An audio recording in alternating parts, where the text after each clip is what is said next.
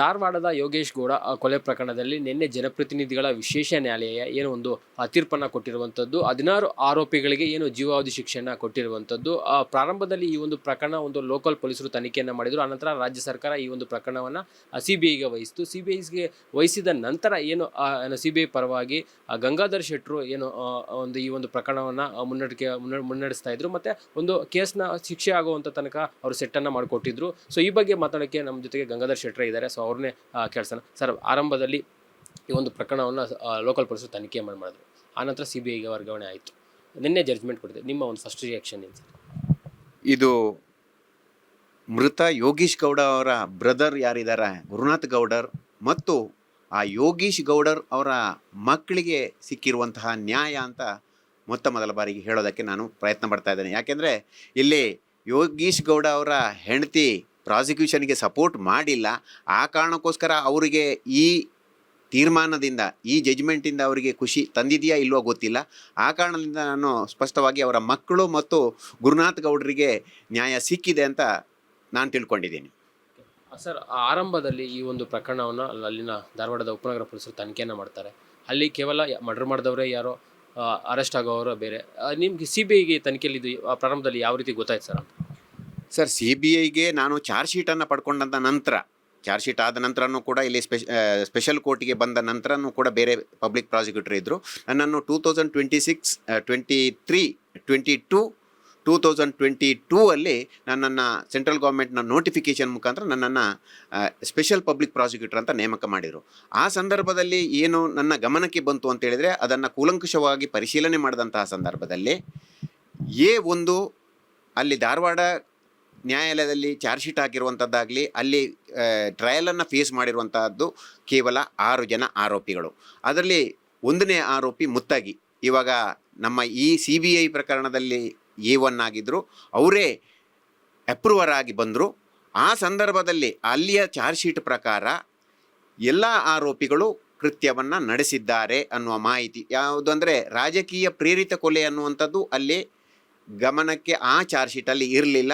ಇದು ಯಾವುದೋ ಒಂದು ಪ್ರಾಪರ್ಟಿ ವಿಚಾರಕ್ಕೆ ಆಗಿರುವಂತಹ ಕೊಲೆ ಅನ್ನುವ ಕಾರಣಕ್ಕೋಸ್ಕರ ಅದನ್ನು motive for the commission of the offence ಅಂತ ಅಲ್ಲಿ ಚಾರ್ಜ್ ಶೀಟನ್ನು ಹಾಕಿದರು. ಅಲ್ಲಿ ಪವಾರ್ ಅನ್ನುವಂತಹ ಪೊಲೀಸ್ ಅಧಿಕಾರಿ ಚಾರ್ಜ್ ಶೀಟ್ ಹಾಕಿರ್ತಾರೆ. ಕೆಲವು ದಿನಗಳ ಕಾಲ, ಅಂದರೆ ನನ್ನ ಪ್ರಕಾರ ಇವಾಗ ನಾನು ತಿಳ್ಕೊಂಡಿರೋ ಮಟ್ಟಿಗೆ, ನಾನು ತುಂಬ ದಿನಗಳಾಯಿತು ಈ ಕೇಸನ್ನು ಬಿಟ್ಟು, 22 ದಿನಗಳ ಕಾಲ ಟಿಂಗ್ರಿಕರ್ ಅನ್ನುವಂತಹ ಪೊಲೀಸ್ ಇನ್ಸ್ಪೆಕ್ಟ್ರು ತನಿಖೆಯನ್ನು ಕೈಗೊಂಡಿರ್ತಾರೆ, ಇನಿಷಿಯಲ್ ಇನ್ವೆಸ್ಟಿಗೇಷನ್. ಆ ನಂತರ ಪವಾರ್ ಅನ್ನುವಂಥವರು ಚಾರ್ಜ್ ಶೀಟನ್ನು ಹಾಕಿರ್ತಾರೆ. ಆ ನಂತರ ಏನಾಗುತ್ತೆ ಅಂತೇಳಿದರೆ 313 ಸ್ಟೇಟ್ಮೆಂಟ್ ಹೋದಂತಹ ಸಂದರ್ಭದಲ್ಲಿ, ಅದಕ್ಕಿಂತ ಮೊದಲು ಹಲವಾರು ಬಾರಿ ವಿಟ್ನೆಸ್ಗಳು, ತುಂಬ ಜನ ಅಲ್ಲಿ ಇದ್ದಂತಹ ಐ ವಿಟ್ನೆಸ್ಗಳು ಯಾರಿದ್ದಾರೆ ಅದೇ ಐ ವಿಟ್ನೆಸ್ಗಳು ಪ್ಲಸ್ 1 ವಿಟ್ನೆಸ್ ಎಕ್ಸ್ಟ್ರಾ ವಿಟ್ನೆಸ್ ನಮ್ಮ CBI ಚಾರ್ಜ್ ಶೀಟಲ್ಲಿ ಐ ವಿಟ್ನೆಸ್ ಅಂತ ಮಾಡಿದ್ದಾರೆ. ಅಲ್ಲಿ ಯಾರು ಐ ವಿಟ್ನೆಸ್ಗಳು ಇರ್ತಾರ ಅವರು ಎಲ್ಲರೂ ಕೂಡ ಹಾಸ್ಟೈಲ್ ಆಗ್ತಾರೆ. ಗುರುನಾಥ ಗೌಡರು, ಮಲ್ಲವ್ವ ಅವರು ಕೊನೆಯ ಕಾಲದಲ್ಲಿ, ಅಂದರೆ ಇನಿಷಿಯಲ್ ಸ್ಟೇಜಲ್ಲಿ ವಿಟ್ನೆಸ್ ಆಗಿ ಬಂದಿಲ್ಲ ಅಲ್ಲಿ ಇನ್ನು ಸೆಷನ್ಸ್ ಕೋರ್ಟು ಧಾರವಾಡದಲ್ಲಿ. ಆನಂತರ ಬಂದಂತಹ ಟೈಮಲ್ಲಿ ಮಲ್ಲವ್ವ ಗೌಡರು ಕೂಡ ಅಲ್ಲಿ ಭಾಗಶಃ ಹಾಸ್ಟೈಲ್ ಅಂತ ಟ್ರೀಟ್ ಮಾಡಿರಲಿಲ್ಲ, ಆದರೆ ಹಾಸ್ಟೈಲ್ ಅಂತಲೇ ಟ್ರೀಟ್ ಹೇಳ್ಬೋದು. ಆ ಕಾಲದಲ್ಲಿ ಗುರುನಾಥ ಗೌಡರು ಕೊಟ್ಟಿರುವಂತಹ ಹೇಳಿಕೆಯ ಆಧಾರದಲ್ಲಿ, ಅಂದರೆ ನ್ಯಾಯಾಲಯದಲ್ಲಿ ಕೊಟ್ಟಿರುವ ಹೇಳಿಕೆಯ ಪ್ರಕಾರ, ಕೇವಲ ಇಲ್ಲಿ ಇವಾಗ ನಮ್ಮ ಚಾರ್ಜ್ ಶೀಟಲ್ಲಿ ಯಾರು ಟಿಂಗ್ರಿಕರು ಮತ್ತು ವಾಸುದೇವ ನೀಲೇಕೇಣಿ ಅವರನ್ನು ಮಾತ್ರ ಇಲ್ಲಿ ನಾವು ದೋಷಾರೋಪಣಾ ಪಟ್ಟಿಯಲ್ಲಿ ಆರೋಪಿಗಳನ್ನಾಗಿ ಮಾಡಿದ್ದೀವ. ಆದರೆ ಗುರುನಾಥ ಗೌಡರು ಅಲ್ಲಿ ಕೆಲವೊಂದು ಹಿರಿಯ ಪೊಲೀಸ್ ಅಧಿಕಾರಿಗಳ ಹೆಸರುಗಳನ್ನು ಕೂಡ ಹೇಳ್ತಾರೆ. ಅದಕ್ಕಿಂತ ಮೊದಲು ಏನಾಗುತ್ತೆ ಅಂತೇಳಿದರೆ, ಅಲ್ಲಿ ಈ ಗುರುನಾಥ ಗೌಡರ್ ಮತ್ತು ಯೋಗೇಶ್ ಗೌಡ, ಗುರುನಾಥ್ ಗೌಡ ಅವ್ರ ಬ್ರದರ್ಸು, ಅವರ ತಾಯಿ ತುಂಗಮ್ಮ ಅನ್ನೋರು ಜೊತೆ ಸೇರಿ 319 ಅಪ್ಲಿಕೇಶನ್, ಅಂದರೆ ಆರೋಪಿ ವಿನಯ್ ಕುಲಕರ್ಣಿ ಅವರನ್ನು ಕೂಡ ಆರೋಪಿಯನ್ನಾಗಿ ಮಾಡಬೇಕು ಅನ್ನುವ ವಿಚಾರದಲ್ಲಿ ಅವರು ಒಂದು ಅಪ್ಲಿಕೇಶನ್ ಹಾಕ್ತಾರೆ. ಅದು ಬೇರೆ ಬೇರೆ ಹಂತದಲ್ಲಿ ಡಿಸ್ಮಿಸ್ ಆಗುತ್ತೆ. ಆಮೇಲೆ ಹೈಕೋರ್ಟಿಗೆ ಬರುತ್ತೆ. ಹೈಕೋರ್ಟಲ್ಲಿ ಕೊನೆ ಕ್ಷಣದಲ್ಲಿ, ಅಂದರೆ 313 ಸ್ಟೇಟ್ಮೆಂಟು ಅಲ್ಲಿ ಆದಂತಹ ಸಂದರ್ಭದಲ್ಲಿ CBIಗೆ ರೆಫರ್ ಆಗುತ್ತೆ. ರೆಫರ್ ಆದ ನಂತರ ಉಳಿದ ಆರೋಪಿಗಳು ಆ್ಯಕ್ಚುಯಲ್ ಆ್ಯಸ್ ಎಲ್ 7 to 14 ಕೂಡ ಇದ್ದಾರೆ. ಮತ್ತು 15 ವಿನಯ್ ಕುಲಕರ್ಣಿ ಅವರು, 16 ಚಂದು ಮಾಮ ಅವರು, ಮತ್ತು ನೆಕ್ಸ್ಟು 2 ಪೊಲೀಸ್ ಅಧಿಕಾರಿಗಳು ಎಲ್ಲ ಇರ್ತಾರೆ. ಇನ್ನೊಂದು ವಿಚಾರ ಏನಂತ ಹೇಳಿದರೆ, ಈ ಪ್ರಕರಣ ನಡೀತಾ ಇರಬೇಕಾಗಿದ್ರೆ, ಎಲ್ಲಿ ಜನಪ್ರತಿನಿಧಿಗಳ ನ್ಯಾಯಾಲಯದಲ್ಲಿ ನಡೀತಾ ಇರಬೇಕಾಗಿದ್ರೆ, ಅಕ್ಯೂಸ್ ನಂಬರ್ 17 ಅಂತ ನಮ್ಮ ಚಾರ್ಜ್ ಶೀಟಲ್ಲಿ ಯಾರು ಇರ್ತಾರ, ಶಿವಾನಂದ ಶ್ರೀಶೈಲ ಬಿರಾದಾರ್, ಅವರು ಒಂದು ಅಪ್ಲಿಕೇಶನನ್ನು ಇದೇ ನ್ಯಾಯಾಲಯದಲ್ಲಿ, ಅಂದರೆ ಇವಾಗಿನ ಸಂತೋಷ್ ಗಜಾನನ್ ಭಟ್ ಸಾಹೇಬರ ಮುಂದೆ ಅಲ್ಲ, ಅದಕ್ಕಿಂತ ಮೊದಲು ಜಯಂತ್ ಕುಮಾರ್ ಅಂತ ಇಲ್ಲಿ ಜನಪ್ರತಿಗಳ ನ್ಯಾಯಾಲಯದಲ್ಲಿ ನ್ಯಾಯಾಧೀಶರಾಗಿದ್ದರು, ಅವರ ಮುಂದೆ ಒಂದು ಅಪ್ಲಿಕೇಶನ್ನ ಹಾಕಿ ಅಪ್ರೂವರಿಗೆ ಅಪ್ಲಿಕೇಶನ್ ಹಾಕ್ತಾರೆ 306. ಯಾರು? ಶಿವಾನಂದ ಶ್ರೀಶೈಲ ಬಿರಾದಾರ್. ಆ ಸಂದರ್ಭದಲ್ಲೇ ನಾನು ಈ ಪ್ರಕರಣಕ್ಕೆ ಎಂಟ್ರಿ ಆಗಿರುವಂಥದ್ದು. ನಮ್ಮ CBI ಅವರು ಕೂಡ ಅದಕ್ಕೆ ಅನುಮೋದನೆಯನ್ನು ಕೊಟ್ಟರು ಕೂಡ ನ್ಯಾಯಾಲಯ ಅದಕ್ಕೆ ತೀರ್ಮಾನ ಪಟ್ಟಂತಹ ಸಂದರ್ಭದಲ್ಲಿ ಅದರಲ್ಲಿ ಆರ್ಗ್ಯುಮೆಂಟ್ ಕೂಡ ನಾನೇ ಮಾಡಿದ್ದೀನಿ. ಒಂದು ವೇಳೆ 1ನೇ ಆರೋಪಿಗೆ 16ನೇ ಆರೋಪಿಗೆ ಅಪ್ರೂವರ್ ಅಂತ ಕೊಟ್ಬಿಟ್ರೆ ಉಳಿದವರನ್ನು ಕೂಡ ಬಡಬಹುದು ಅನ್ನುವ ಕಾರಣಕ್ಕೋಸ್ಕರ ಎಲ್ಲ ಈ ವಿಚಾರಗಳನ್ನು ತಿಳ್ಕೊಂಡು, ಅಂದರೆ ಜಯಂತ್ ಕುಮಾರ್ ಅವರಿರುವಂಥ ಸಂದರ್ಭದಲ್ಲಿ ಆ ಅಪ್ಲಿಕೇಶನ್ ರಿಜೆಕ್ಟ್ ಆಗುತ್ತೆ. ಆ ನಂತರ ಹೈಕೋರ್ಟಿಗೆ ಈ ಬಿರಾದವರವರು ಅದನ್ನು ಚಾಲೆಂಜ್ ಮಾಡ್ಕೊಂಡು ಹೋಗ್ತಾರೆ. ಅಲ್ಲಿ ಏನಾಗುತ್ತೆ ಅಂತ ಹೇಳಿದ್ರೆ ಕ್ರಿಮಿನಲ್ ಪಿಟಿಷನ್ ನಂಬರ್ 8369/22 ಅಂತೇಳಿ ಹೈಕೋರ್ಟಲ್ಲಿ ಅವರ ಪರವಾಗಿ ಆಗುತ್ತೆ, ಅಪ್ರೂವರ್ ಮಾಡಿ ಅಂತೇಳಿ. ಆ ನಂತರ ಕೆಳ ನ್ಯಾಯಾಲಯ ಅಂದರೆ ಜನಪ್ರತಿಗಳ ನ್ಯಾಯಾಲಯದಲ್ಲಿ ಅಪ್ಲಿಕೇಶನ್ ಹಾಕ್ಕೊಂಡು ಅವರು ಅಪ್ರೂವರ್ ಅಂತ ಹಾಕ್ತಾರೆ. ಆದರೆ ವಿಚಾರಣೆಯ ಸಂದರ್ಭದಲ್ಲಿ ಅವರು ಹಾಸ್ಟೈಲ್ ಆಗ್ತಾರೆ. ಇದು ಯಾವಾಗ? ನಾನು ಎವಿಡೆನ್ಸ್ ಕೂಡ ಸುಮಾರು ಈ ಪ್ರಕರಣದಲ್ಲಿ CBIಯಲ್ಲಿ ಹಾಕಿರುವಂತಹ ಚಾರ್ಜ್ ಶೀಟಲ್ಲಿ ಇವಾಗ ನಡೀತಾ ಇದ್ದು ಶಿಕ್ಷೆ ಆಗಿರುವಂತಹ ಪ್ರಕರಣದಲ್ಲಿ ಸುಮಾರು 36 ವಿಟ್ನೆಸ್ಗಳನ್ನು ನಾನು ಸಾಕ್ಷಿಗಳನ್ನು ವಿಚಾರಣೆ ಮಾಡಿದ್ದೀನಿ. ಇನ್ನೊಂದು, ಈ ಒಂದು ಪ್ರಕರಣದಲ್ಲಿ ಪ್ರಮುಖವಾಗಿ ಯಾವ ವಿಚಾರಕ್ಕೋಸ್ಕರ ಯೋಗೇಶ್ ಗೌಡ ಕೊಲೆ ಆಗುತ್ತೆ ಅನ್ನೋದನ್ನು CBI ಫೈಂಡ್ ಔಟ್ ಮಾಡಿದೆ ಸರ್. ಇದು ರಾಜಕೀಯ ಪ್ರೇರಿತವಾಗಿ, ಅಂದರೆ ಸುಮಾರು 2-3 ತಿಂಗಳ ಹಿಂದೆ ಜಿಲ್ಲಾ ಪಂಚಾಯತ್ ಮೀಟಿಂಗಲ್ಲಿ ವಿನಯ್ ಕುಲಕರ್ಣಿಯವರಿಗೆ ಮತ್ತು ಯೋಗೇಶ್ ಗೌಡ ಅವರಿಗೆ ಯಾವುದೋ ಒಂದು ವಿಚಾರದಲ್ಲಿ, ನೀರಿನ ಸಮಸ್ಯೆಯ ವಿಚಾರಗಳಲ್ಲಿ ಅಲ್ಲಿ ವಾಕ್ಸಮರಗಳು ನಡೆಯುತ್ತೆ. ಅಲ್ಲಿ ಅದು ಕೂಡ ಒಂದು ಮೋಟಿವ್ ಆಗಿದೆ. ಯಾಕೆಂದರೆ ಅವರು ಆ ಹಿಂದಿನ ಇಲೆಕ್ಷನಲ್ಲಿ ಮುಂದೆ BJPಯಲ್ಲಿ ಮುಂದೆ ಬರ್ತಾರೆ, ನನಗೊಬ್ಬ ವಿರೋಧಿ ಆಗುತ್ತಾರೆ ಅನ್ನುವಂತಹ ವಿಚಾರಗಳು ಎಲ್ಲವೂ ಕೂಡ motive for the commission of the offence ಅಂತ ಇದರಲ್ಲಿ ಬಂದಿದೆ. ಯಾಕೆಂದರೆ IO ಧಾರವಾಡದಲ್ಲಿ ಹಾಕಿರುವಂತಹ ಚಾರ್ಜ್ ಶೀಟಲ್ಲಿನೂ ಕೂಡ ಇನಿಷಿಯಲ್ ಸ್ಟೇಜಲ್ಲಿ ಗುರುನಾಥ ಗೌಡರು ಮತ್ತು ಮಲ್ಲವ್ವ ಅವರು ಒಂದು ಈ ಯೋಗೇಶ್ ಗೌಡ ಅವರಿಗೆ ಮುತ್ತಗಿಯವರು ಬರೆದಿದ್ದಾರೆ ಬರೆದಿದ್ದಂತಹ ಒಂದು ಅಲರ್ಟ್ ಲೆಟ್ರನ್ನು ಕಳಿಸಿರ್ತಾರೆ. ಅದು ಪೋಸ್ಟ್ ಮುಖಾಂತರ ಬಂದಿರುತ್ತೆ. ಅದರಲ್ಲಿ ವಿನಯ್ ಕುಲಕರ್ಣಿ ಮತ್ತು ಇನ್ನೊಬ್ಬರ ಹೆಸರನ್ನು ಕೂಡ ಅಲ್ಲಿ ಮೆನ್ಷನ್ ಆಗಿತ್ತು. ಆ ನಂತರ CC ಕ್ಯಾಮ್ರಾ ಫುಟೇಜ್ಗಳನ್ನು ಟಿಂಗ್ರಿಕರ್ ಅವರು ಎಲ್ಲ ವಶಪಡಿಸ್ಕೊಳ್ತಾರೆ. ಆ ವಿಚಾರದಲ್ಲಿ ಯಾಕೆಂದರೆ ಅವ್ರ ಮೇಲೆ ಯಾಕೆ ಇವಾಗ ಟಿಂಗ್ರಿಕರ್ ಅವರ ಮೇಲೆ ಎಲಿಗೇಷನ್ಸ್ಗಳು ಆಗಿದೆ ಅಂತ ಹೇಳಿದರೆ ಅವರು ಕೂಡ ಇದರಲ್ಲಿ ಸರಿಯಾದ ಕ್ರಮವನ್ನು ಕೈಗೊಂಡಿಲ್ಲ ಅಂತ ಹೇಳಿ. ಈ ಒಂದು ವಿಚಾರ ಇದರಲ್ಲಿ ಪ್ರಕರಣದಲ್ಲಿ ಪ್ರಮುಖವಾಗಿ ವಿನಯ್ ಕುಲಕರ್ಣಿ ಅವರ ಒಂದು ಪಾತ್ರದ ಬಗ್ಗೆ ಯಾವ ಒಬ್ಬ ಅಪರಾಧಿ CBI ಮುಂದೆ ಬಾಯ್ಬಿಡ್ತಾರೆ ಸರ್? ಆರೋಪಿಗಳು ಯಾರು ಕೂಡ ಆರೋಪಿಗಳು ಅಂತ ಹೇಳಿದರೆ ಮೊದಲು ಯಾರು 1ನೇ ಆರೋಪಿ ಅಂತ ಆಗಿರ್ತಾರ, ಅದರಲ್ಲಿ ಇವಾಗ ಅವರಿಗೆ ಮಾಫಿ ಸಾಕ್ಷಿಯಾಗಿ ಮುತ್ತಗಿಯವರು, ಬಸವರಾಜ ಮುತ್ತಗಿಯವರ ಒಂದು ಎವಿಡೆನ್ಸು ಇರುತ್ತೆ. ಮತ್ತು ಉಳಿದದ್ದು ಕೆಲವೊಂದು ಸರ್ಕಮ್ಸ್ಟೆನ್ಷಿಯಲ್ ಎವಿಡೆನ್ಸ್ಗಳು, ಐ ವಿಟ್ನೆಸ್ಗಳು ಅಂತ ಹೇಳಿಬಿಟ್ರೆ ಇವರು ಐ ವಿಟ್ನೆಸ್ ಆಗಲಿಕ್ಕೆ ಸಾಧ್ಯನೇ ಇಲ್ಲ. ಯಾಕೆಂದರೆ ವಿನಯ್ ಕುಲಕರ್ಣಿಯವರಲ್ಲಿ ಹೋಗಿ ಕೊಲೆಯನ್ನು ಅವರೇ ಮಾಡಿದ್ದಾರೆ ಅನ್ನುವಂತಹ ಆಪಾದನೆ ಅಥವಾ ಚಾರ್ಜು ಅವ್ರ ಮೇಲೆ ಇಲ್ಲ. ಅದಕ್ಕೋಸ್ಕರ ನೇರವಾಗಿ ಅವರಿಗೆ ಅದರಲ್ಲಿ ಇರೋದಿಲ್ಲ. ಬೇರೆ ವಿಟ್ನೆಸ್ಗಳು, ಇವಾಗ ಐ ವಿಟ್ನೆಸ್ಗಳು ಕೊಲೆಗೆ ಮಾತ್ರ ಅಲ್ಲಿ ಐ ವಿಟ್ನೆಸ್ಗಳು, ಬೇರೆ ಕಾನ್ಸ್ಪಿರಸಿಗಳಿಗೆ ಯಾವುದು ಅಲ್ಲಿ ಜಿಲ್ಲಾ ಪಂಚಾಯತ್ ಮೀಟಿಂಗಲ್ಲಿ ಈ ರೀತಿಯ ಗಲಾಟೆಗಳು ಆಗಿತ್ತು, ಅಂದರೆ ವಾಕ್ಸಮರಗಳು ಆಗಿತ್ತು, ಆ ವೈಷಮ್ಯ ಇತ್ತು ಅನ್ನುವ ವಿಚಾರಕ್ಕೆ 1-2 ವಿಟ್ನೆಸ್ಗಳು ಅಲ್ಲಿ ಜಿಲ್ಲಾ ಪಂಚಾಯತ್ ಮೀಟಿಂಗಲ್ಲಿ ಬಂದವರು 1-2 ಸಾಕ್ಷಿಗಳು, ನಾನೇ ಆ ವಿಟ್ನೆಸ್ಗಳನ್ನು ಕೂಡ ಎವಿಡೆನ್ಸ್ ಮಾಡಿದ್ದೀನಿ. ಅವರು ಕೂಡ ಸಪೋರ್ಟ್ ಮಾಡಿದ್ದಾರೆ 1-2 ವಿಟ್ನೆಸ್ಗಳು.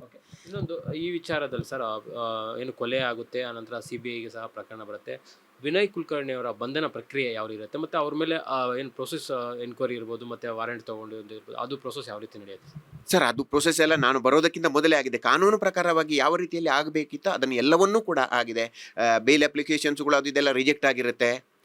ಆ ಕಾರಣಕ್ಕೋಸ್ಕರ ಕಾನೂನು ಪ್ರಕ್ರಿಯೆ ಸರಿಯಾದ ರೀತಿಯಲ್ಲಿ CBI ಅವರು ಕೂಡ ಅವರನ್ನು ಕಸ್ಟಡಿಗೆ ತಗೊಂಡು, ಆ ಸಂದರ್ಭದಲ್ಲಿ ಕೊರೋನಾ ಕೂಡ ಇತ್ತು, ಕೊರೋನಾದ ಸಂದರ್ಭದಲ್ಲಿ ಅವರನ್ನು ಅರೆಸ್ಟ್ ಆಗಿರುವಂಥದ್ದು.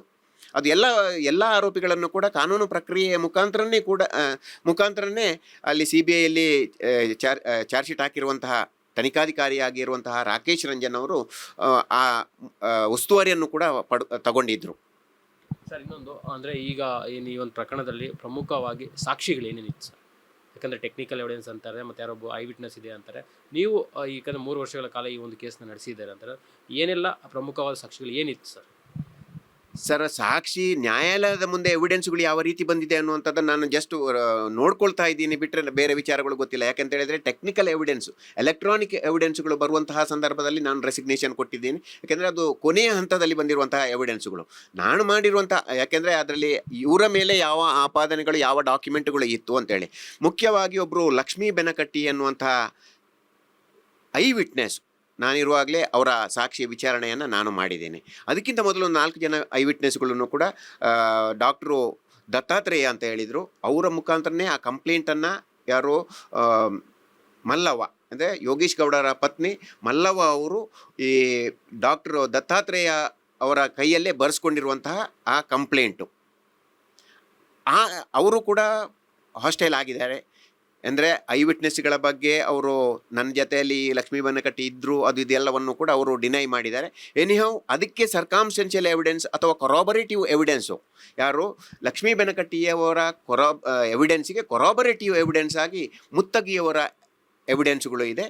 ಅದಕ್ಕೆ ಅಲ್ಲಿ ಯಾವ ರೀತಿ ಹೋಗಿದ್ದಾರೆ, CC ಕ್ಯಾಮ್ರಾ ಫುಟೇಜನ್ನು ಕೂಡ ಎಲ್ಲ ಕೆಲವೊಂದು ವಿಚಾರಗಳು, ಅಂದರೆ ಡೈರೆಕ್ಟಾಗಿ ವಿನಯ್ ಕುಲಕರ್ಣಿ ಅವರು ಹೋಗಿದ್ದಾರೆ ಅಂತಲ್ಲ, ಬೇರೆ ಕೊಲೆಗಡುಕರು ಅಂದರೆ ಇವಾಗ ಶಿಕ್ಷೆ ಆಗಿರುವಂತಹ 7 to 14 ಏನಿದ್ದಾರೆ ಅವರಲ್ಲಿ ಹೋಗಿರುವಂಥದ್ದಕ್ಕೆ ಕೆಲವೊಂದು ಆರೋಪಿಗಳು ಅದರಲ್ಲಿ CC ಕ್ಯಾಮ್ರಾದಲ್ಲಿ ಮಬ್ಬಾಗಿ ಸ್ವಲ್ಪ ಕಾಣ್ತಾ ಇತ್ತು. ಬಟ್ ಅದನ್ನು ಕೆಲವೊಂದು TI ಟೆಸ್ಟ್ ಐಡೆಂಟಿಫಿಕೇಷನ್ ಪೀರಿಯಡಲ್ಲೂ ಕೂಡ ಮಾಡಿದ್ದಾರೆ. ಅದರಲ್ಲಿ ಕರೆಕ್ಟಾಗಿ ಬೇರೆ ಬೇರೆ ಸಾಕ್ಷಿದಾರಗಳನ್ನು ಐ ವಿಟ್ನೆಸ್ಗಳನ್ನು ಮಾಡಿದ್ದಾರೆ. ಕೆಲವೊಂದು ಎಲ್ಲ ಆರೋಪಿಗಳನ್ನು ಬೇರೆ ಬೇರೆ ಆರೋಪಿಗಳನ್ನು ನಿಲ್ಲಿಸಿ ತೋರಿಸಿದ್ರು ಕೂಡ ಅದು ಅದಕ್ಕೆ ಆಗಿರುವಂತಹ ಬೇರೆ ವಿಧಾನಗಳು ಇದೆ, ಅದನ್ನು ನಿಲ್ಲಿಸಿರುವಂಥದ್ದೆಲ್ಲ. ಅದರಲ್ಲೂ ಕೂಡ ಕೆಲವೊಂದು ಆರೋಪಿಗಳನ್ನು ಅಲ್ಲಿ ಟೆಸ್ಟ್ ಐಡೆಂಟಿಫಿಕೇಷನ್ ಪೀರಿಯಡಲ್ಲೂ ಕೂಡ ಗುರುತಿಸಿದ್ದಾರೆ. ಸರ್, ಈ ಒಂದು ವಿಚಾರದಲ್ಲಿ ಯೋಗೇಶ್ ಗೌಡ ಅವರ ವೈಫ್ ಅವ್ರು ಬಂದ್ಬಿಟ್ಟು ಪ್ರತಿಕೂಲ ಸಾಕ್ಷಿ ಆಗ್ತಾರೆ, ಅವ್ರು ಏನಂತ ಸ್ಟೇಟ್ಮೆಂಟ್ ಕೊಡ್ತಾರೆ ಸರ್? ಸರ್, ಮಲ್ಲವ್ವ ಅವರ ಎವಿಡೆನ್ಸಲ್ಲಿ ಕೂಡ ಅದನ್ನು ನಾನು ಮಾಡಿಲ್ಲ. ಯಾಕೆಂತೇಳಿದರೆ ನಾನು ಇನಿಷಿಯಲ್ ಸ್ಟೇಜಲ್ಲಿ ಮಲ್ಲವ್ವನನ್ನೇ ಎವಿಡೆನ್ಸ್ ಮಾಡಲಿಕ್ಕೆ ಅಂತ ಹೋದಂತಹ ಸಂದರ್ಭದಲ್ಲಿ ನಮಗೆ ಏನು ವಿಚಾರಗಳು ತಿಳಿದು ಬಂತು, ಯಾಕೆಂದರೆ ಐ ವಿಟ್ನೆಸ್ಗಳು ಎಲ್ಲವನ್ನು ಮಾಡಿದಂತಹ ಸಂದರ್ಭದಲ್ಲಿ ಇಲ್ಲ, ಪ್ರಾಸಿಕ್ಯೂಷನ್ಗೂ ಕೂಡ ಮಲ್ಲವ್ವನೂ ಕೂಡ ನಮಗೆ ಸಹಕಾರವನ್ನು ಮಾಡೋದಿಲ್ಲ ಅನ್ನುವ ಕಾರಣಕ್ಕೋಸ್ಕರ ಪ್ರಪ್ರಥಮ ಬಾರಿಗೆ ನಾನು ಅವರಿಗೆ ಎವಿಡೆನ್ಸ್ ಆಗಿ ಸಮನ್ಸ್ ಹೋಗಿ ಎಲ್ಲ ಬಂದಾದ್ರೂ ಕೂಡ ನಾನು ಕೂಡ, ಯಾಕೆಂದರೆ ಮಲ್ಲವ್ವನನ್ನೇ ನಾನು ಸಾಕ್ಷಿದಾರನನ್ನಾಗಿ ಬಿಟ್ಟರೆ ನಾಳೆ ಆ್ಯಸ್ ಎ ಪಬ್ಲಿಕ್ ಪ್ರಾಸಿಕ್ಯೂಟರ್ ನನ್ನ ಮೇಲೇನೂ ಕೂಡ ಏನಾದರೂ ಆಪಾದನೆಗಳು ಬರುವಂಥ ಸಾಧ್ಯತೆಗಳು, ಯಾಕೆಂದರೆ ನಾನು ಯಾಕೆ ಬಿಟ್ಟೆ ಅನ್ನುವ ರೀತಿಯಲ್ಲಿ. ಬಟ್ ನಾನು ಕೂಡ ಎಲ್ಲ ವಿಚಾರವನ್ನು ಮಾಡಿಕೊಂಡಂತಹ ಸಂದರ್ಭದಲ್ಲಿ ನಾನಾಗಿ ಇಲ್ಲ, ಅವರ ಎವಿಡೆನ್ಸ್ಗಳು ಆಲ್ರೆಡಿ ಕಂಪ್ಲೇಂಟನ್ನು ರಿಜಿಸ್ಟರ್ ಮಾಡಿರುವಂತಹ ವಿಚಾರಕ್ಕೆ ಯಾರು ಡಾಕ್ಟರ್ ದತ್ತಾತ್ರೇಯ ಅವರು ಅದನ್ನು ಅಡ್ಮಿಟ್ ಮಾಡಿಕೊಂಡಿರೋದರಿಂದ, ಮತ್ತು ಅವರು 161 ಸ್ಟೇಟ್ಮೆಂಟು 164 ಸ್ಟೇಟ್ಮೆಂಟಲ್ಲೂ ಕೂಡ ನಮಗೆ ಕಂಪ್ಲೀಟ್ಲಿ ಸಪೋರ್ಟಿಂಗ್ ಎವಿಡೆನ್ಸ್ ಇಲ್ಲದೇ ಇರೋ ಕಾರಣದಿಂದ ಆ ಎವಿಡೆನ್ಸನ್ನು ಬೇರೆ ಎವಿಡೆನ್ಸ್ಗಳಲ್ಲಿ ಕವರ್ ಮಾಡಬಹುದು ಅನ್ನುವ ಕಾರಣಕ್ಕೋಸ್ಕರ ನಾನು ಆ ವಿಟ್ನೆಸ್ಸನ್ನು ಗಿವನ್ ಅಪ್ಪೇ ಮಾಡಿದ್ದೆ. ತದನಂತರದಲ್ಲಿ ನನ್ನ ನಂತರ ಬಂದಿರುವಂತಹ ಪಬ್ಲಿಕ್ ಪ್ರಾಸಿಕ್ಯೂಟರು ಅವರು ಅದನ್ನು ವಾಪಸ್ ರೀಕಾಲ್ ಮಾಡಿಕೊಂಡು ಇಲ್ಲ ಅವರನ್ನು ಎವಿಡೆನ್ಸ್ ಮಾಡಬೇಕು ಅಂತೇಳಿ ಆ ರೀತಿ ಎವಿಡೆನ್ಸ್ ಮಾಡಿದ್ರಂತೆ. ಅದರಲ್ಲಿ ಕಂಪ್ಲೀಟ್ ಹಾಸ್ಟೈಲ್ ಆದರು.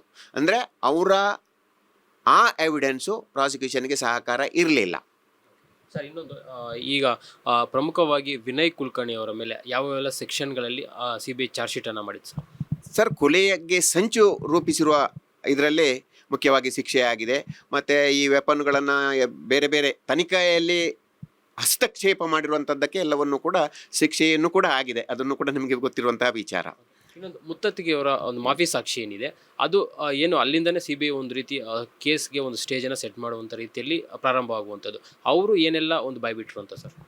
ಸರ್, ಕೇಸಿಗೆ ಸೆಟ್ ಆಗುವ ರೀತಿಯಲ್ಲಿ ಅಂತ ಅಲ್ಲ, ನಾವು ಸುಮಾರು ಇವರು PW10 ಅಂತೇಳಿ ನಾವು ಮುತ್ತಗಿಯವರನ್ನ ಸಾಕ್ಷಿ ವಿಚಾರಣೆ ಮಾಡಿರ್ತೀವಿ. ಯಾಕೆಂದರೆ ಮುತ್ತಗಿಯವರು ಕೂಡ ಇಲ್ಲಿ ಮೊದಲೊಮ್ಮೆ ಅಪ್ಲಿಕೇಶನ್ ಹಾಕಿರ್ತಾರೆ, ಅಪ್ರೂವರಿಗೆ ಅದು ರಿಜೆಕ್ಟ್ ಆಗುತ್ತೆ, ಆಮೇಲೆ ವಾಪಸ್ ಇದಾಗುತ್ತೆ, ಆ ನಂತರ ಅಪ್ಲಿಕೇಶನ್ ಹಾಕಿ ಇಲ್ಲಿ ಹೈಕೋರ್ಟಲ್ಲಿ ಮೊದಲಾಗಿರುವಂತಹ ಅಪ್ರೂವರ್ ಸರಿ, ಅಂದರೆ ನಮ್ಮ ನ್ಯಾಯಾಲಯ ತಗೊಂಡಿರುವಂತಹ ಕೆಲವೊಂದು ಕಾನೂನು ತೊಡಕುಗಳು ಇದೆ ಅನ್ನುವ ಕಾರಣಕ್ಕೋಸ್ಕರ ಹೈಕೋರ್ಟಲ್ಲಿ ವಾಪಸ್ಸು ಅವಕಾಶವನ್ನು ಕೊಟ್ಟಿರೋದ್ರಿಂದ ವಾಪಸ್ ಅಪ್ಲಿಕೇಶನ್ ಹಾಕಿದ್ರು. ಅದರ ಮೇಲೆ ಇಲ್ಲಿ ನ್ಯಾಯಾಲಯದಲ್ಲೇ ಎವಿಡೆನ್ಸನ್ನೆಲ್ಲ ಕೊಟ್ಟು ಅದನ್ನು ಕೂಡ ನಾನೇ ಸುಮಾರು ಸುದೀರ್ಘವಾದಂತಹ ಎವಿಡೆನ್ಸು ಮುಖ್ಯ ವಿಚಾರಣೆಯನ್ನು ನಾನಿರುವಾಗಲೇ ಎಲ್ಲವನ್ನು ಕೂಡ ಎಳೆಯಾಗಿ ಅವರು ಮುತ್ತಗಿಯವರು ಬಿಚ್ಚಿಟ್ಟರು.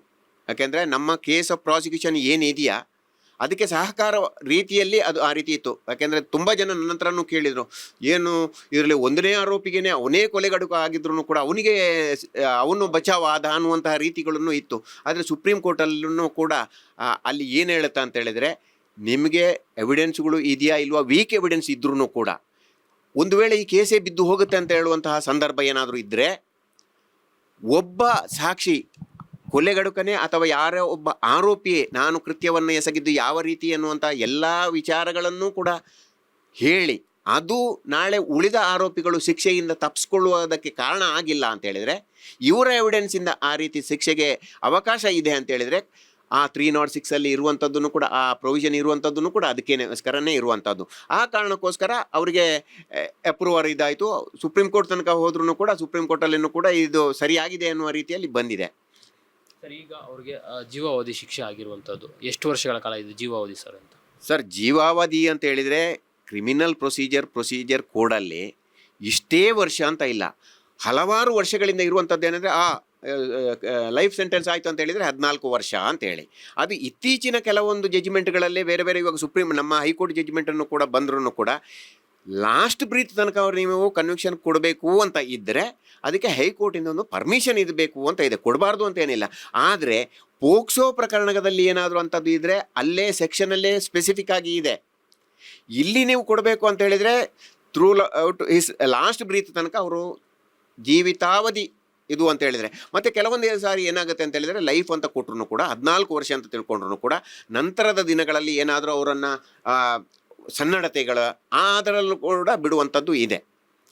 ಸರ್, ಇನ್ನೊಂದು ಅಂದರೆ ಈಗ ಏನು ಆರೋಪಿಗಳಿಗೆ ಮುಂದೆ ಇರುವಂಥ ಆಪ್ಷನ್ ಏನು ಸರ್? ಯಾಕಂದರೆ ಈಗ ಸೆಷನ್ಸ್ ಕೋರ್ಟು ಅವ್ರಿಗೆ ಜೀವಾವಧಿ ಶಿಕ್ಷೆ ಅಂತ ಕೊಟ್ಟಿದೆ. ಮುಂದೆ ಆರೋಪಿಗಳಿಗೆ ಮತ್ತು ಶಾಸಕರು ಏನು ಆಪ್ಷನ್ ಇದೆ? ಮತ್ತು ಇನ್ನೊಂದು ವಿಚಾರ, ಶಾಸಕ ಸ್ಥಾನ ಯಾವ ರೀತಿ ಇರುತ್ತೆ ಸರ್? ಸರ್, ಜನಪ್ರತಿನಿಧಿಗಳ ಕಾಯ್ದೆಯ ಪ್ರಕಾರ ಅವರು MLA ಅದನ್ನು ಕಳ್ಕೊಳ್ಳುವ ಪರಿಸ್ಥಿತಿ ಇದೆ. ಮತ್ತೆ ಯಾವುದು ಕೇಳಿದ್ರು? ಇನ್ನೊಂದು ಏನಂದರೆ ಆಪ್ಷನ್ ಮುಂದೆ ಹೈಕೋರ್ಟ್ ಅವರಿಗೆ ಆಪ್ಷನ್ ಇರುವಂಥದ್ದು, ಇವಾಗ ಹೈಕೋರ್ಟ್ನ ಫ್ರೀ ಕಾಪಿ ಅವರಿಗೆ ಸಿಕ್ಕಿರುತ್ತೆ, ಅಲ್ಲಿ ಸರ್ಟಿಫೈಡ್ ಕಾಪಿಗಳು ಸಿಗಬೇಕು ಅನ್ನುವಂತಹ ಅಷ್ಟು ದಿನ ಕಾಯಬೇಕು ಅನ್ನುವಂಥ ಇದು ಇಲ್ಲ. ಇಮಿಡಿಯೇಟ್ ಹೈಕೋರ್ಟಿಗೆ ಹಾಕಿ ಸಸ್ಪೆನ್ಷನ್ ಆಫ್ ಸೆಂಟೆನ್ಸ್ಗೂ ಕೂಡ ಕೇಳುವಂತಹ ಅವಕಾಶಗಳು ಇದೆ. ಕೊಡೋದು ಬಿಡುವಂಥದ್ದು ನ್ಯಾಯಾಧೀಶರ ವಿವೇಚನೆಗೆ ಬಿಟ್ಟಿರುವಂಥದ್ದು, ನ್ಯಾಯಮೂರ್ತಿಗಳ ವಿವೇಚನೆಗೆ ಬಿಟ್ಟಿರುವಂಥದ್ದು. 302 ಆಗಿರೋದ್ರಿಂದ, ಲೈಫ್ ಕೊಟ್ಟಿರೋದ್ರಿಂದ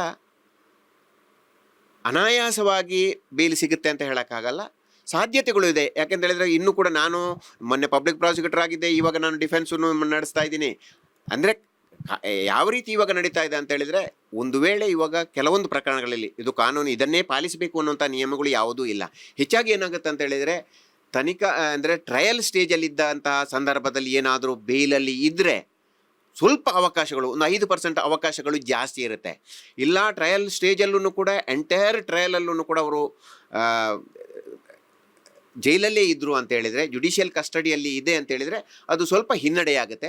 ಈ ಇದರಲ್ಲಿ ಏನಾಗಿದೆ ಅಂತ ಹೇಳಿದರೆ, ಹಲವಾರು ಬಾರಿ ಇವರು ವಿನಯ್ ಕುಲಕರ್ಣಿ ಅವರು 2 ಸಾರಿ ಜೈಲಿಗೆ ಹೋದರು. ಮೊನ್ನೆ ಕೂಡ ಸುಮಾರು 1-2 ತಿಂಗಳ ಹಿಂದೆ ಬಂದಿರುವಂಥದ್ದು. ಆ ಕಾರಣಕ್ಕೋಸ್ಕರ ತನಿಖಾ ಕಾಲದಲ್ಲಿ ಅವರು ಹೊರಗಡೆ ಇದ್ದರು ಅನ್ನೋ ಕಾರಣಕ್ಕೋಸ್ಕರ ಅದೊಂದು 5% ಅವರಿಗೆ ಸಪೋರ್ಟ್ ಆಗ್ಬೋದು.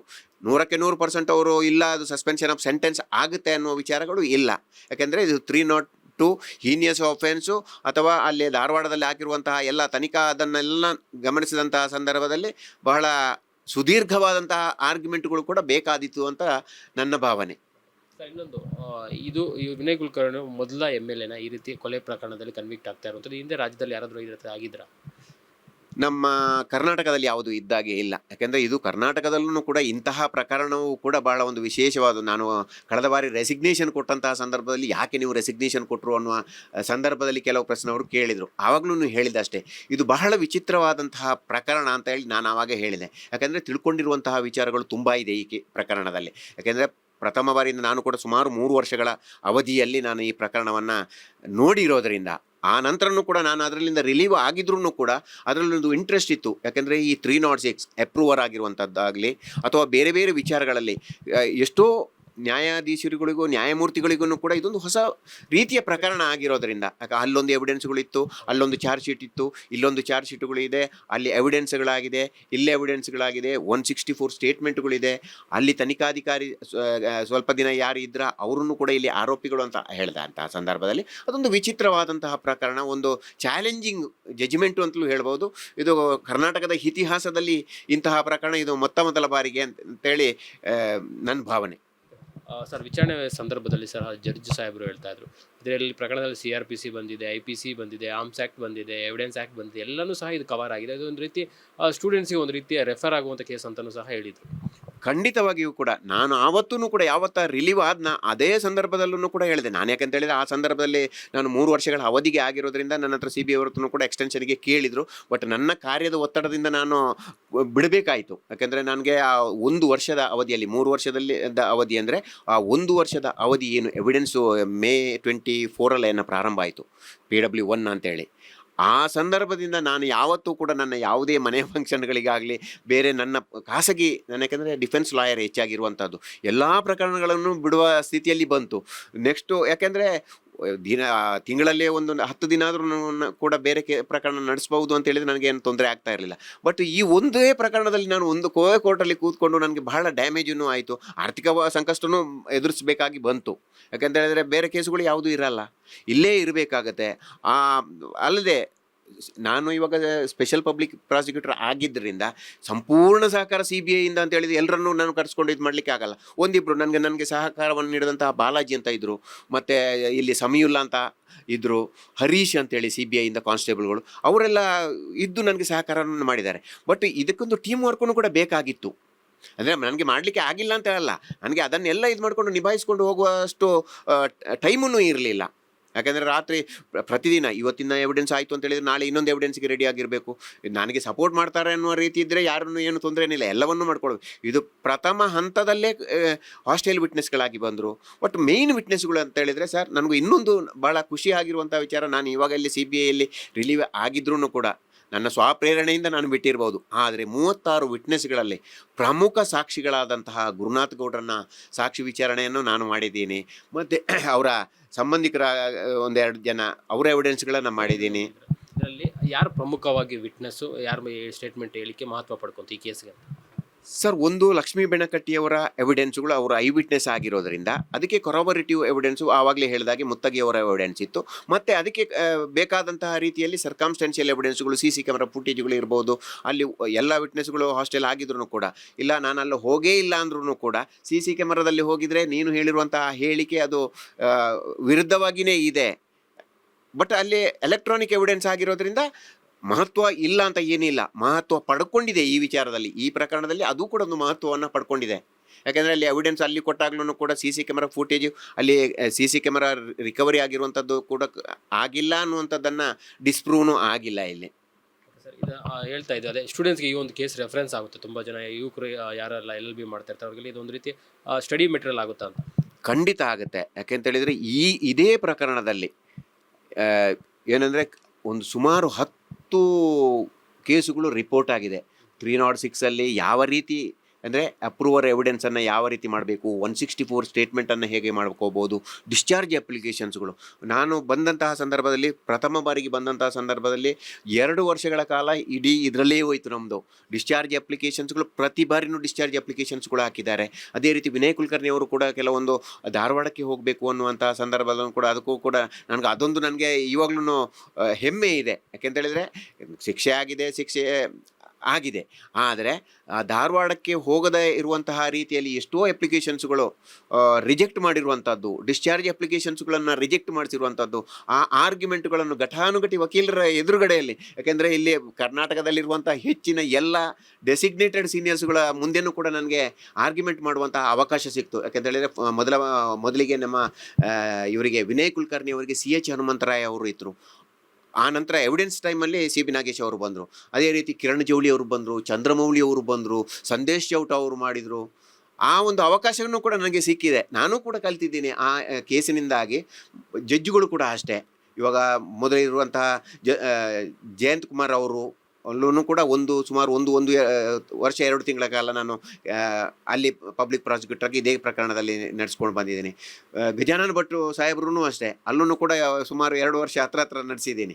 ಆ ಕಾರಣಕ್ಕೋಸ್ಕರ ಅಲ್ಲಿಂದ ಜಡ್ಜಿಗಳಿಂದ ನಾವು ತಿಳ್ಕೊಳ್ಳುವಂಥ ಸಾಕಷ್ಟು ವಿಚಾರಗಳು ಬಂತು. ಅದರ್ ಸೈಡ್ ಇವಾಗ ಡಿಫೆನ್ಸ್ ಲಾಯರ್ಗಳಿಂದ ನಾವು ನಮ್ಮ ಡಿಫಾಲ್ಟ್ಗಳು ಏನಿತ್ತು ಅನ್ನೋದನ್ನು ಕೂಡ ತಿಳ್ಕೊಳ್ಳುವಂತಹ ಎಲ್ಲ ಅವಕಾಶಗಳಿತ್ತು. ಆ ಕೋರ್ಟಲ್ಲಿ ಯಾರೆಲ್ಲ ಕೇಸ್ಗಳನ್ನು ಕರೆಕ್ಟಾಗಿ ನೋಡ್ಕೊಂಡಿದ್ದಾರಾ ಅವರಿಗೆ. ಯಾಕೆಂದರೆ ನಾಳೆ ಓದೋದಕ್ಕೂ ಇಲ್ಲಿ ಫಿಸಿಕಲಾಗಿ ನೋಡೋದಕ್ಕೂ ಕೂಡ ವ್ಯತ್ಯಾಸಗಳಿದೆ. ಅದನ್ನು ಈ ಟ್ರಯಲನ್ನು ನೋಡಿದವರು ಅವರೇ ಒಂದು ಭಾಳ ಒಂದು ಅಪರ್ಚುನಿಟಿ ಸಿಕ್ಕಿದೆ ಅಂತಲೇ ಹೇಳಬಹುದು. ಓಕೆ ಸರ್, ಈ ಒಂದು ಪ್ರಕರಣದಿಂದ ಒಂದು ಜನರಿಗಾಗಿರ್ಬೋದು ನ್ಯಾಯದ ಮೇಲೆ ನಂಬಿಕೆ ಜನರಿಗೆ ಬರುತ್ತೆ ಅಂತ ನಿಮಗೆ ಏನನ್ಸುತ್ತೆ ಸರ್? ಸರ್, ನಂಬಿಕೆ ಅಂತ ಹೇಳಿದರೆ ಇವಾಗ ಪೊಲೀಸವರಿಗೂ ಒಬ್ಬರಿಗೆ ಶಿಕ್ಷೆ ಆಗಿರೋದ್ರಿಂದ, ಹೌದು ಪೊಲೀಸರು ಶಿಕ್ಷೆ ಯಾರನ್ನ ರಕ್ಷಣೆ ಮಾಡಲಿಕ್ಕೆ ಹೋದರೆ ನಾವು ಅವರು ಕೂಡ ಅದಕ್ಕೆ ಬಲಿಪಶುಗಳು ಆಗ್ತಾರೆ ಅನ್ನುವ ವಿಚಾರ ಇದರಿಂದ ಬಂತು. ಅದಲ್ಲದೆ ನನಗೆ ಇನ್ನೊಂದು ಹೇಳಿದರೆ, ಇದು ನನ್ನ ಪರ್ಸನಲ್ ವ್ಯೂ, ದಯವಿಟ್ಟು ಯಾರು ಅನ್ಯತಾ ಭಾವಿಸಬಾರ್ದು. ನನ್ನ ಪರ್ಸನಲ್ ವ್ಯೂ ಅಂತ ಹೇಳಿದರೆ, ಟಿಂಗ್ರಿಕರ್ಗೆ ಅವರಿಗೆ 7 ವರ್ಷದ ಶಿಕ್ಷೆ ಆಯಿತು. ಅವರು 22 ದಿನಗಳ ಕಾಲ ತನಿಖೆಯನ್ನು ಮಾಡಿದ್ದಾರೆ. ಆದರೆ ಗುರುನಾಥ ಗೌಡ ಅವರು ಹೇಳಿರುವಂಥ 2-3 ಹಿರಿಯ ಪೊಲೀಸ್ ಅಧಿಕಾರಿಗಳ ಹೆಸರುಗಳನ್ನು ಹೇಳಿದ್ದಾರೆ. ಯಾಕೆಂದರೆ ಅವರು ತಪ್ಪು ಮಾಡಿದ್ದಾರೆ ಅಂತ ಇವಾಗ ಆಗಿದೆ. ಆದರೆ ಅವರಿಗಿಂತ ಮೇಲಿನವರು ಮೇಲಧಿಕಾರಿಗಳು ಹೆಸರುಗಳನ್ನು ಗುರುನಾಥ ಗೌಡರು ಅಲ್ಲೂ ಹೇಳಿದ್ದಾರೆ, ಇಲ್ಲೂ ಹೇಳಿದ್ದಾರೆ. ಅವರು ಶಿಕ್ಷೆಯಿಂದ ಅಂದರೆ ಅವರು ಪಾರಾಗಿದ್ದಾರೆ. ಯಾಕೆಂದರೆ ನಮಗೆ ನ್ಯಾಯಾಲಯದ ತಪ್ಪಲ್ಲ, ಯಾಕೆಂದರೆ ಅವರು ಆರೋಪಿಗಳೇ ಅಲ್ಲ. ಆದರೆ ಇವರು ಇವಾಗ ಒತ್ತಡಕ್ಕೆ ಮಣಿದ್ರೂ ಇರ್ಬೋದು. ಆದರೆ ಒತ್ತಡಕ್ಕೆ ಮಣಿದ್ರೂ ಕೂಡ ಇವರಿಗೆ ಶಿಕ್ಷೆ ಆಯಿತು. ಆದರೆ ಯಾರ ಒತ್ತಡಕ್ಕೆ ಮಣಿದಿದ್ದೀವಿ ಅಂತ ಅವರೇನಾದರೂ ಹೇಳಿದರೆ, ಅವರು ಯಾವತ್ತೂ ಹೇಳಿಲ್ಲ ಒತ್ತಡಕ್ಕೆ ಮಣಿದಿದ್ದೀವಿ ಅಂತ ಹೇಳಿಲ್ಲ. ಆದರೆ ಗುರುನಾಥ ಗೌಡರ ಎವಿಡೆನ್ಸಲ್ಲಿ ಬಂದಾಗ ಯಾವುದೋ ಪ್ರೆಷರ್ಗಳು ಅವರಿಗೂ ಇತ್ತು ಅನ್ನುವಂಥದ್ದನ್ನು ನೋಡಿದಾಗ ಪಾಪ ಅಂತ ಅನಿಸಲ್ಲ. ಯಾಕೆಂದರೆ ಮಾಡಿರೋದು ಅವರು ಪಾಪನೇ. ಆದರೆ ಯಾರಿಂದ ಹಿರಿಯ ಅಧಿಕಾರಿಗಳನ್ನು ಬಿಟ್ಟು ಇವರೊಬ್ಬರು ಬಲಿಪಶು ಆದ್ರ ಅಂತ ಹೇಳಿ, ಬಲಿಪಶು ಅಂತ ಹೇಳಿದ್ರೆ ಸುಮ್ಮನೆ ಬಲಿಪಶು ಆಗಿರೋದಿಲ್ಲ, ಏನೋ ಆಗಿರುತ್ತೆ. ಸರಿ, ಇದೊಂದು ಇಷ್ಟು ಪ್ರಕರಣ, ಯಾಕಂದರೆ ವಿನಯ್ ಕುಲಕರ್ಣಿ ಅವರು ಸಚಿವರಾಗಿರ್ತಾರೆ, ರಾಜ್ಯ ಸರ್ಕಾರ ಇರುತ್ತೆ. CBIಗೆ ಏನಾದರೂ ಒತ್ತಡಗಳಿತ್ತ ಸರ್? CBI ನಿಮ್ಗಾಗಲಿರ್ಬೋದು, ಅಂತ CBI ಅಧಿಕಾರಿಗಳಿಗೆ ಕೇಂದ್ರ ಸರ್ಕಾರ ಬೇರೆ ಬೇರೆ ರೀತಿಯಲ್ಲಿ ಏನೋ ಒತ್ತಡಗಳು ಬಂತ ಆ ಒಂದು ಸಂದರ್ಭದಲ್ಲಿ, ನೀವು ನೋಡಿದಂಥ ಸಂದರ್ಭದಲ್ಲಿ? ಸರ್, ನನಗೆ ಯಾವತ್ತೂ ಕೂಡ ಆ ರೀತಿಯ ಒತ್ತಡಗಳು ಯಾರಿಂದಲೂ ಬಂದಿಲ್ಲ. ಅಂದರೆ ನಾನು ಸ್ಪಷ್ಟವಾಗಿ ಹೇಳ್ತೀನಿ, CBIಯಿಂದ ಆಗಲಿ ಇದೇ ರೀತಿಯಲ್ಲಿ ಮಾಡಬೇಕು ಅನ್ನುವಂಥ ಒತ್ತಡ ನನಗೆ ಇರಲಿಲ್ಲ. ಆರೋಪಿಗಳದ್ದೂ ಕೂಡ ಯಾವುದೇ ರೀತಿಯ ಒತ್ತಡವು ನನಗೆ ಇಲ್ಲಿ ತನಕನೂ ಕೂಡ ಬಂದಿಲ್ಲ. ಯಾಕೆಂದರೆ ನನ್ನನ್ನು ನೇಮಕ ಮಾಡಿರುವಂಥದ್ದೇ ನನ್ನ ಎಲ್ಲ ಪೂರ್ವಾಪರ ವಿಚಾರಗಳನ್ನು ತಿಳ್ಕೊಂಡೇ ಇದು ಮಾಡಿರುವಂಥದ್ದು. ಯಾಕೆಂದರೆ ನಾನು ಯಾರ ಒತ್ತಡಕ್ಕೂ ಮನೆಯವನಲ್ಲ. ಏನು ಕೇಸ್ ಪೇಪರ್ನಲ್ಲಿ ಯಾವ ರೀತಿ ಇದೆಯಾ ಅದನ್ನು ಸ್ಪಷ್ಟವಾಗಿ ಮಾಡ್ತೀನಿ ಅನ್ನೋ ವಿಚಾರ ಎಲ್ರಿಗೂ ಗೊತ್ತಿದೆ. ಅದು ಇವಾಗ ಆರೋಪಿಗಳ ಅಡ್ವೊಕೇಟ್ಗಳ ಹತ್ರ ಬೇಕಾಗಿದ್ರು ಕೇಳಿದ್ರು ಕೂಡ ಗಂಗಾಧರ ಶೆಟ್ಟರು ಹೇಗೆ ಅಂತ ಹೇಳಿದರೆ, ಯಾರೂ ಕೂಡ ಗಲಾಟೆಗಳು, ನಾನು ಇವಾಗ ನ್ಯಾಯಾಧೀಶರ ಮುಂದೆನೂ ಕೂಡ ನ್ಯಾಯಾಲಯದಲ್ಲಿ ಆ ಆರೋಪಿಗಳ ವಕೀಲರ ವಿರುದ್ಧ, ಅಂದರೆ ನನ್ನ ಕೇಸಿಗೆ ಸಂಬಂಧಪಟ್ಟಿರುವ ರೀತಿಯಲ್ಲಿ ಎಷ್ಟೋ ಬಾರಿ ನಾವು ವಾಕ್ಸಮರಗಳೇ ಆಗಿರುತ್ತೆ. ಯಾಕೆಂದರೆ ಆ್ಯಸ್ ಎ ಪಬ್ಲಿಕ್ ಪ್ರಾಸಿಕ್ಯೂಟ್ರು, ಇನ್ನೂ ಒಂದು ಹೇಳ್ತೇನೆ ಅಂದರೆ, ಪಬ್ಲಿಕ್ ಪ್ರಾಸಿಕ್ಯೂಟ್ರು ಅಂತ ಹೇಳಿದರೆ ಎಲ್ಲವೂ ಕೂಡ ಚಾರ್ಜ್ ಶೀಟಲ್ಲಿ ಇರುವಂಥದ್ದನ್ನೇ ಮಾಡಬೇಕಂತ ಏನಿಲ್ಲ. ಏನು ನಿಜಾಂಶ ಇದೆಯೋ ಅದನ್ನು ನಾವು ಕೋರ್ಟ್ಗೆ ಅಸಿಸ್ಟ್ ಮಾಡುವಂಥದ್ದು. ಇದರಲ್ಲಿ ಯಾವ ರೀತಿ ಆಗುತ್ತೆ ಅಂದರೆ, ಯಾವುದೇ ಚಾರ್ಜ್ ಶೀಟ್ಗಳು ಹಾಕಿದ್ರು ಕೂಡ ಪಬ್ಲಿಕ್ ಪ್ರಾಸಿಕ್ಯೂಟ್ರು ಇಲ್ಲ, ನಾವು ಅದಕ್ಕೆ ವಿರುದ್ಧವಾಗಿ ಹೋಗ್ಲಿಕ್ಕೆ ಆಗಲ್ಲ.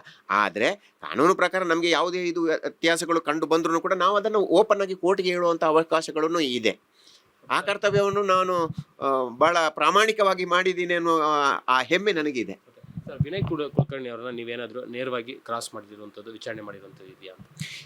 ಸರ್, ವಿನಯ್ ಕುಲಕರ್ಣಿ ಅವರನ್ನು ನೇರವಾಗಿ ಮಾಡಲಿಕ್ಕೆ ನಾನಲ್ಲ, ಆ ನಂತರ ಬಂದ PP ಅವರುಗಳೂ ಕೂಡ ಅವಕಾಶಗಳು ಇಲ್ಲ. ಯಾಕೆಂತ ಹೇಳಿದರೆ, ಡಿಫೆನ್ಸ್ ಎವಿಡೆನ್ಸಿಗೆ ಅಂತ ಹೇಳಿಬಿಟ್ಟು ಅವರು ಕಟಕಟಗೆ ಹತ್ತಿದ್ರೆ ಆವಾಗ ನಮಗೆ ಡಿಫೆನ್ಸ್ ಎವಿಡೆನ್ಸ್ ಇಲ್ಲ, ನಾನು ಡಿಫೆನ್ಸ್ ಎವಿಡೆನ್ಸ್ ಮಾಡ್ತೀನಿ ಅಂತ, ಅದು ಯಾವಾಗ 313 ಸ್ಟೇಟ್ಮೆಂಟ್ ಆದಮೇಲೆ ಒಂದು ಅವಕಾಶಗಳು ಕೊಟ್ಟರು, ಆವಾಗ ಅವರು ಡಿಫೆನ್ಸ್ ಎವಿಡೆನ್ಸ್ ಇಲ್ಲ ಅಂತ ಇದರಲ್ಲಿ ಬಂದಿದೆ. ಅಂಥ ಸಂದರ್ಭದಲ್ಲಿ ಮಾತ್ರ ನಮಗೆ ಅವರನ್ನು ಕ್ರಾಸ್ ಮಾಡುವಂತಹ ಅವಕಾಶಗಳು ಸಿಗೋದು. ಇಲ್ಲಾಂದರೆ ಆರೋಪಿಗಳಿಗೆ ಏನೂ ಇಲ್ಲ, ಅವರು ಕ್ರಾಸಲ್ಲಿ ಯಾವ ವಿಚಾರಗಳನ್ನು ತಗೊಳ್ತಾರಾ ಅಥವಾ ಏನಾದರೂ ಹೇಳಲಿಕ್ಕೆ ಇದ್ದರೆ ಅದನ್ನು 313 ಸ್ಟೇಟ್ಮೆಂಟ್ಗಳು ಸಾಹೇಬರು ಜಡ್ಜಿಯು ಅದನ್ನು ಓದಿ ಹೇಳಿದಂತಹ ಸಂದರ್ಭದಲ್ಲಿ ಅದಕ್ಕೆ ಎಕ್ಸ್ಪ್ಲನೇಷನ್ ಕೊಡೋದು ಬಿಟ್ಟು ನಮಗೆ ಆ ಅವಕಾಶಗಳು ಇಲ್ಲ. ಓನ್ಲಿ ಅಕ್ಯೂಸ್ಡ್ಗಳನ್ನು ಯಾವಾಗ ಕ್ರಾಸ್ ಮಾಡ್ಬೋದು ಅಂತ ಹೇಳಿದರೆ, ಡಿಫೆನ್ಸ್ ಎವಿಡೆನ್ಸ್ಗೆ ಅವರ ಪರವಾಗಿ ಅವರು ಬಾಕ್ಸಿಗೆ ಹತ್ತಿದ್ರು ಅಂತ ಹೇಳಿದರೆ ಮಾತ್ರ ನಮಗೆ ಅವಕಾಶಗಳು ಸಿಗುತ್ತೆ. ಈ ಒಂದು ಪ್ರಕರಣದ ಕೊನೆಯದಾಗಿ ಸುಮಾರು ಜನ ಆರೋಪಿಗಳು ಅಪರಾಧಿಗಳು ಯಾರಿದೆ ಎಲ್ಲರೂ ಸಹ ಒಂದು ಚಿಕ್ಕ ವಯಸ್ಸಿನವರು, ಅವ್ರಿಗೆ ಮಕ್ಕಳು ಇರುವಂಥದ್ದು, ಕೋರ್ಟ್ನಲ್ಲಿ ನೋಡಿದ ಕಾರಿಡಾರ್ ಮಕ್ಕಳು ಬಂದಿದ್ರು, ಅವ್ರ ಹೆಂಡತಿ ಬಂದಿದ್ರು, ತಂದೆ ತಾಯಿ ಬಂದಿದ್ರು. ನೀವು ಸೀನಿಯರ್ ಲಾಯರ್ ಆಗಿ ಯುವಕರಿಗೆ ಈ ರೀತಿ ಅಪರಾಧ ಕೃತ್ಯಗಳಲ್ಲಿ ಭಾಗಿಯಾಗಬಾರ್ದು ಅನ್ನೋ ನಿಟ್ಟಿನಲ್ಲಿ ಏನು ಹೇಳ್ತೀರಾ? ಅದೇ ಯಾರೋ ಇವಾಗ ಯಾರ ಕಾರಣಕ್ಕೋಸ್ಕರ ಅಂದರೆ ಅವರ ಪರ್ಸನಲ್ ವೈರತ್ವಗಳು ಇರಲಿಲ್ಲ, ಯಾರೋ ಒಬ್ಬರ ಮಾತು ಕೇಳಿಕೊಂಡು ಯಾವುದೋ ಒಂದು ಕಾರಣಕ್ಕೋಸ್ಕರ ಯಾರನ್ನೋ ಮರ್ಡರ್ ಮಾಡಿಕೊಂಡು ಇವಾಗ ಅವರು ನಿಜವಾಗಿ ಇವಾಗ ಅವರಿಗೆ ಜೀವಾವಧಿ ಶಿಕ್ಷೆ ಆಗಿದೆ. ಅದು ಯಾಕೆಂದರೆ ಅವರು ಮಾಡಿರುವಂತಹ ತಪ್ಪಿಂದಾಗಿ ಅವರ ಹೆಂಡತಿ ಮಕ್ಕಳು ಬೀದಿಗೆ ಬರುವ ರೀತಿಯಲ್ಲಿ ಆಗುತ್ತೆ. ಆದರೆ ಅದನ್ನು ಮಾಡುವಾಗ ಮೊದಲೇ ಅದನ್ನು ಯೋಚನೆ ಮಾಡಬೇಕಿತ್ತು, ಮಾಡಬಾರ್ದು. ಅದಕ್ಕೆ ಯುವಕರಿಗೆ ಏನು ಅಂತ ಹೇಳಿದರೆ, ಯಾವುದೋ ಒಂದು ಸಡನ್ ಪ್ರೊವೋಕ್ ಆಗಿರುವಂಥದ್ದು, ಕೆಲವೊಂದು ಅಚಾನಕ್ ಆಗುವಂಥದ್ದು ಯಾವುದೋ ಒಂದು ಇರುತ್ತೆ. ಉದ್ದೇಶಪೂರ್ವಕವಾಗಿದೆ, ಯಾಕೆಂದರೆ motive for the commission of the offence ಅದೆಲ್ಲ ಪ್ರೂವ್ ಆಗಿದೆ. ಅಂತಹ ಸಂದರ್ಭದಲ್ಲಿ ಯಾವುದೇ ಯಾರೋ ಒಬ್ಬ ದುಡ್ಡು ಕೊಡ್ತಾರಾ, ಯಾರು ಏನು ಮಾಡ್ತಾರಾ, ಅಥವಾ ಇನ್ನೊಬ್ಬನಿಗೆ ಸಹಾಯ ಮಾಡಬೇಕು ಅನ್ನೋ ಕಾರಣಕ್ಕೋಸ್ಕರ ನಾವು ಆ ಕೃತ್ಯಗಳಿಗೆ ಎಸಗಲಿಕ್ಕೆ ಹೋದರೆ ಬಲಿಪಶುಗಳು ಆಗುವಂಥದ್ದು ಅವರ ಹೆಂಡತಿ ಮಕ್ಕಳು. ಅಲ್ಲದೆ ಈ ಪ್ರಕರಣದಲ್ಲಿ ಏನಾಗಿದೆ ಅಂತ ಹೇಳಿದರೆ ಆರೋಪಿಗಳು ಆಗಲಿ ಅಡ್ವೊಕೇಟ್ಗಳಾಗಲಿ ಟ್ರಯಲ್ಗಳು 2 ತಿಂಗಳಲ್ಲಿ ಮುಗಿಸ್ಬೇಕು ಅಂತೇಳಿ ಆವಾಗ ಆದ್ರೂ ಕೂಡ ಎಷ್ಟು 1.5 ನಾನು ಬಿಟ್ಟು ಇವಾಗ 1 ವರ್ಷ ಹತ್ರ ಆಗ್ತಾ ಇದೆ, 10 ತಿಂಗಳಾಯಿತು. ನಾನು ಬಿಡೋದಕ್ಕಿಂತ 1 ವರ್ಷದ ಮೊದಲು ಎವಿಡೆನ್ಸ್ಗಳು ಸ್ಟಾರ್ಟ್ ಆಗಿದೆ. ಪ್ರತಿದಿನವೂ ಕೂಡ ಇಲ್ಲಿ ನ್ಯಾಯಾಲಯದಲ್ಲಿ ಇರಬೇಕಿತ್ತು. ಅವರು ಆ ನ್ಯಾಯಾಲಯಕ್ಕೆ ಬರ್ತಾ ಇದ್ದಂತಹ ಸಂದರ್ಭ ಬೆಳಿಗ್ಗೆಯಿಂದ ಸಾಯಂಕಾಲ ತನಕ ಕೋರ್ಟಲ್ಲಿ ಇದ್ದರೆ ಏನು ಸಂಪಾದನೆಗಳನ್ನು ಮಾಡಲಿಕ್ಕೆ ಆಗುತ್ತೆ, ಜೀವನ ನಿರ್ವಹಣೆ ಹೇಗಿತ್ತು ಅದನ್ನೆಲ್ಲ ಯೋಚಿಸಿದರೆ ಅವರು ಕೂಡ ಇನ್ನಾದರೂ ಕೂಡ ಈ ಶಿಕ್ಷೆಯಿಂದ ಮನ ಪರಿವರ್ತನೆ ಆಗಬಹುದು. ಅದನ್ನು ಅಥವಾ ಬೇರೆ ಯಾರು ನೋಡ್ತಾ ಇದ್ದಾರಾ ಅವರನ್ನು ಕೂಡ ಪರಿವರ್ತನೆ ಅಂಥ ಪ್ರಕರಣಗಳಲ್ಲಿ ಭಾಗಿಯಾಗೋದಿದ್ರೆ ಯೋಚನೆ ಮಾಡಬೇಕಾದ ಪರಿಸ್ಥಿತಿಗಳು, ಅಂದರೆ ಅವರ ಹೆಂಡತಿ ಮಕ್ಕಳ ಮುಖ ನೋಡಿ ಆದ್ರೂ ಕೂಡ ಅಂಥ ಕೃತ್ಯಗಳಿಗೆ ಅವರು ಹೋಗಲೇಬಾರ್ದು ಅನ್ನೋದು ನನ್ನ ಕಿವಿ ಮಾತು. Thank you sir.